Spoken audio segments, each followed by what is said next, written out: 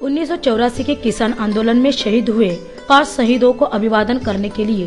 कागोटे में हुतात्मा दिन के उपलक्ष्य में 15 और 16 जनवरी को निर्धारित ओवरों की आमदार चषक क्रिकेट प्रतियोगिता का आयोजन किया गया है। इस प्रतियोगिता का उद्घाटन मंगलवार को विधायक विवेक पाटिल के हाथों किया गया। इस अवसर पर उरण तालुका सचिव महादेव घरत, आरपीआई जिलाध्यक्ष जगदीश गायकवाड़, करनाला स्पोर्ट्स अकेडमी के उपाध्यक्ष रविशेर पाटिल, उरण तालुका लाल ब्रिगेड संगठन अध्यक्ष राजेश ठाकुर, उप सरपंच रुशाली पाटिल, महादेव बंडा, मेघनाथ तांडेल आदि गणमान्यों सहित खिलाड़ी एवं क्रिकेट प्रेमी बड़ी संख्या में उपस्थित थे।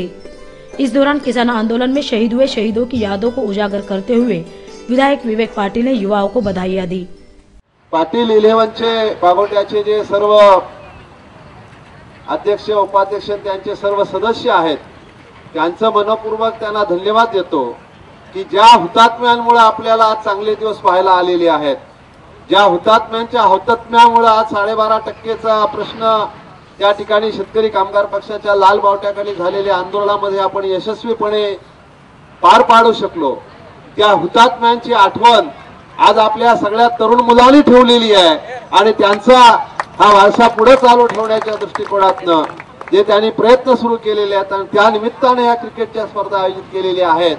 त्या सर्वांना मनपूर्वक धन्यवाद देतो। आणि तरुण पिढीला एवढेच जाहीरपणे सूचना करू इच्छितो की आज जे आपलं अस्तित्व या ठिकाणी टिकून आहे,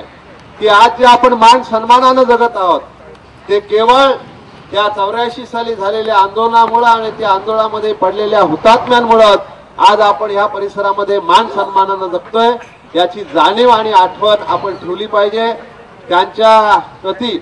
त्यांना अभिवादन करत असताना त्यांचे आपल्यावर झालेले अनंत उपकार आहेत, या पुढच्या पिढीवर ते आपण विसरता कामा नये हे या ठिकाणी प्रामुख्याने उल्लेख मी करतो।